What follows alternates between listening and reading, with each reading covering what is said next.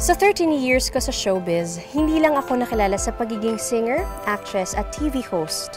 Nakilala rin ako sa iba't ibang pangalan, mula Rita Iringan. Pero ito yung gusto ng mami ko eh. Naging Rita de Guzman, ang dating winner ng children's reality singing competition sa Popstar Kids noong 2005. Ngayon, pumapapel na bilang mahusay na kontrabida at singer.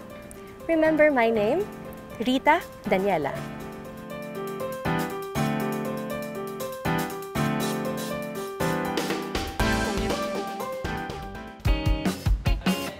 Dito sa set ng family drama series na may special tatay sa Taguig, dinalaw ng aming team ang singer at aktres na si Rita Daniela.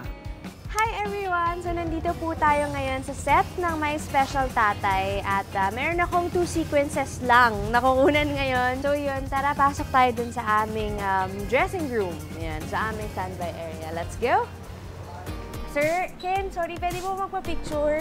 Ipinakilala kami ni Rita sa kanyang co-stars. Una na syempre sa gumaganap na special tatay na si Ken Chan. Pwede, kaya lang magagalit ka na naman sa akin eh. Kaya nga magpa-picture ka na. Ano yung, ito yung tunay na buhay? Ay, hello sa tunay na buhay. Gusto niyo pong kunin yung tunay na buhay ni Boyet po? Ako hindi.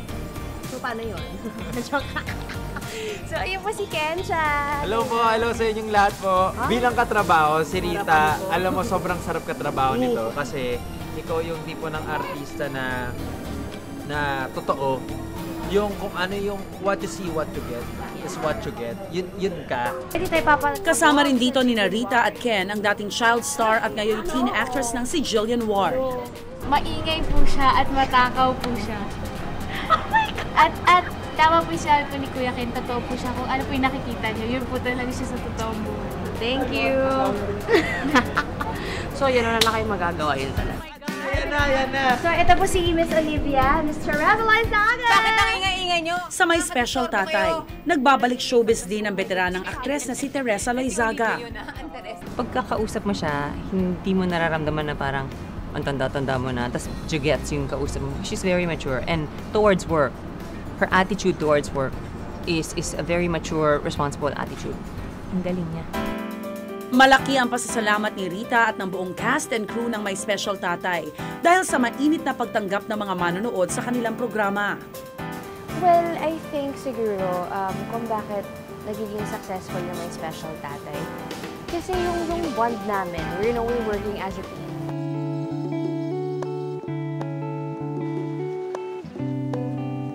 Pagkatapos niyang mag-taping, sinamantala ko na ang pagkakataong bisitahin si Rita. Hi, Rita! Hi, hello po! Nako, kung marunong lang ako kumanta, sinabayan ko na yung pagtugtog mo. You look so pretty today. Very summery. Thank you so much. Subukan mo lumapit, sinasabi ko sa itong sapatos ko lalapit. Sa mahigit 10 taon niya sa showbiz, hindi na raw bago para kay Rita ang gumanap na kontrabida. Pero isang panibagong hamon daw na maituturing ang papel na ginagampanan niya sa May Special Tatay. Okay, nako Rita, may papakita ko mga ilang larawan sa'yo. Ipapaalala yung mga naging, mga highlights ng buhay mo. Alright, this one. Saan nangyari to? My Special Tatay, Presscon, GMA. Presscon. How did you get the role? Did you have to audition? Ano ba I yan? did, I have Handpicked? to. I have to, but actually, it was the first time it was offered to me, I said no. I said no na kasi Bakit? first time ako magkakaroon ng anak, first time din akong magiging pokpok. Okay. So, syempre po, inisip ko, natakot ako kasi paano kung ma-typecast ako? Kasi ganun yung nangyari sa akin nung kontrabida ako, right? Oo. Nahirapan ako umalis dun sa box na yun. Inakala ng marami na hindi lang sa mga teleserye mataray at palaban si Rita, kundi maging sa tunay na buhay. Kaya naman hindi rin nakatakas si Rita sa mga intriga. Para na-intriga kasi that time kasi I was working on my scholarship in Benil. So every time na hindi ako nasa set, malayo ako sa tao, I go straight to my dressing room and study and review. Pero siguro that time, they felt na parang masyado akong aloof. Kumusta? Okay. Yeah, kasi they thought na parang may attitude ako. And So you wanted to quit? yeah, kasi ano rin, na-feel ko rin na it's not helping me anymore. Naapektuhan ka naapektuhan ako talaga. sobra na yung mga words, yung puyat din, kasi Yes. pagod ako, tapos may iba pa akong inaasikaso, kinain ako nun. And it's not helping me anymore. Dahil daw dito, nagdesisyon noon si Rita na iwan na lang muna ang showbiz. Pero lubos daw ang pasasalamat niya sa kanilang direktor na si Gina Alahar na tumulong para mapag-usapan at maayos ang issue. Na siguro because of her looks, at yung, alam mo yon, kasi matapang yung mukha niya, so meron lang siyang gawin na isang gesture or may gumana lang, parang napapagkamala na suplada.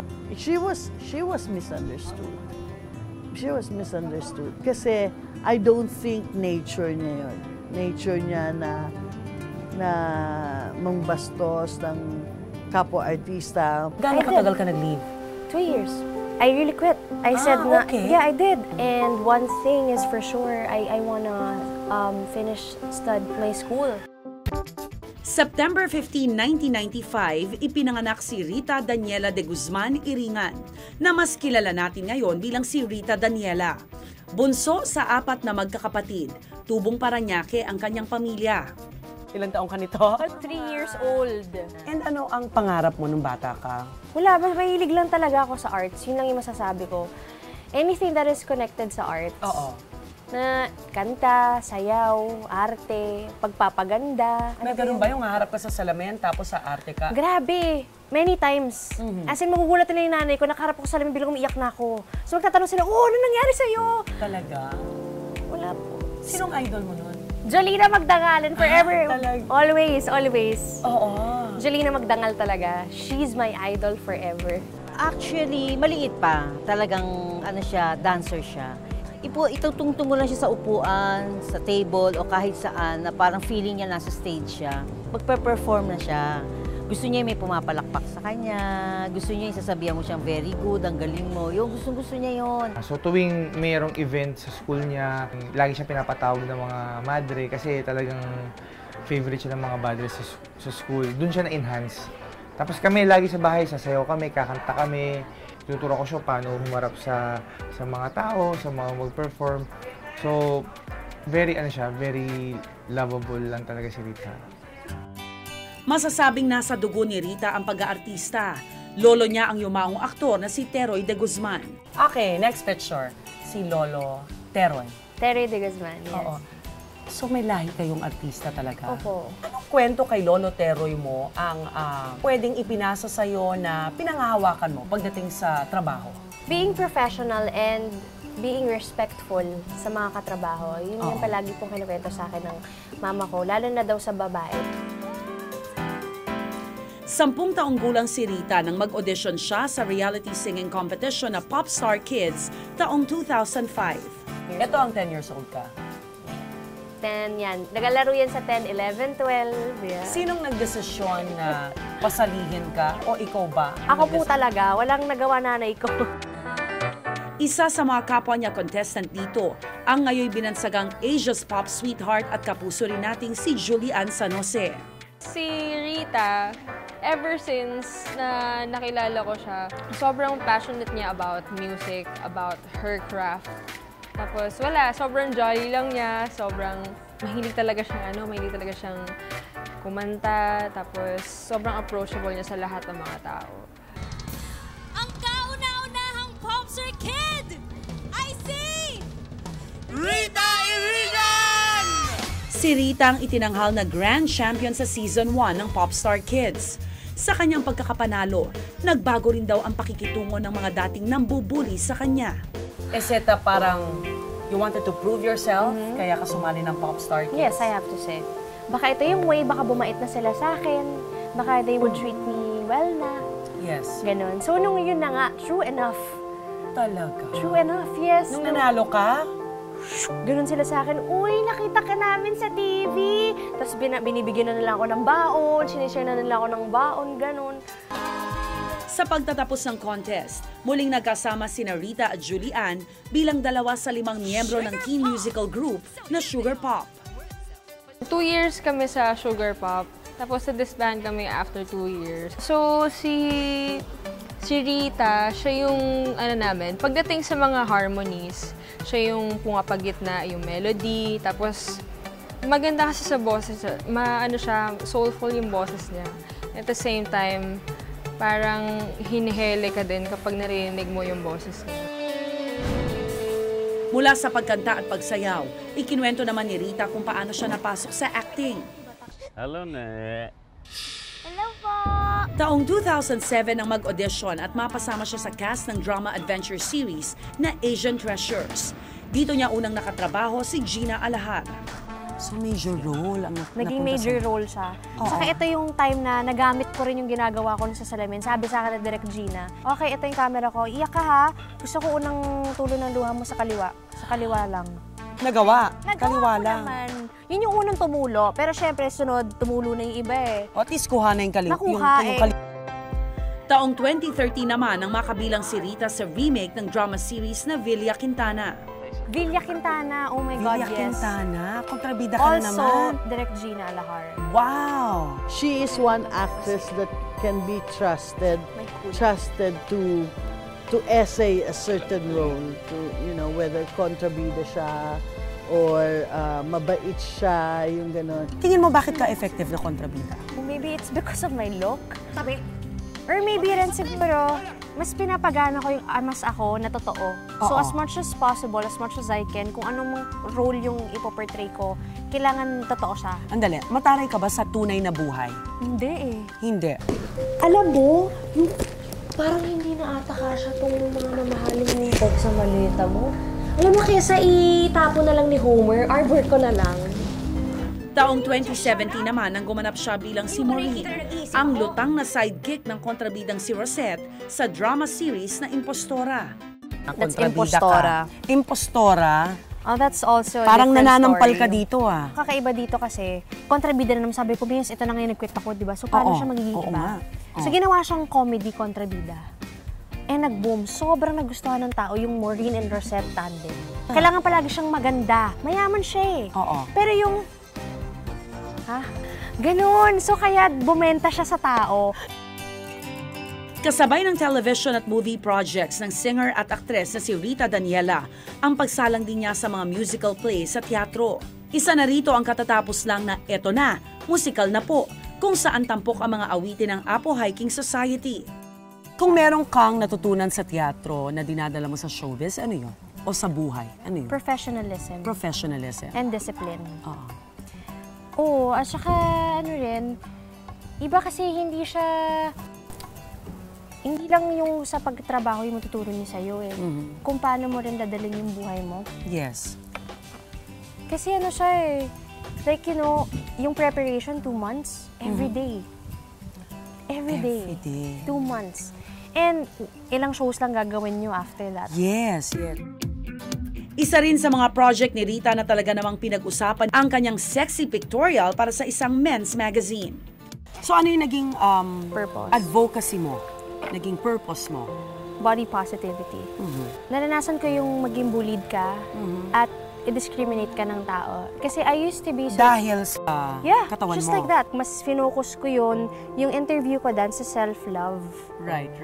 Kasi iba na nagagawa ng social media na parang everyone's adjusting their standards for earthly things, for worldly things, and hindi dapat ganun.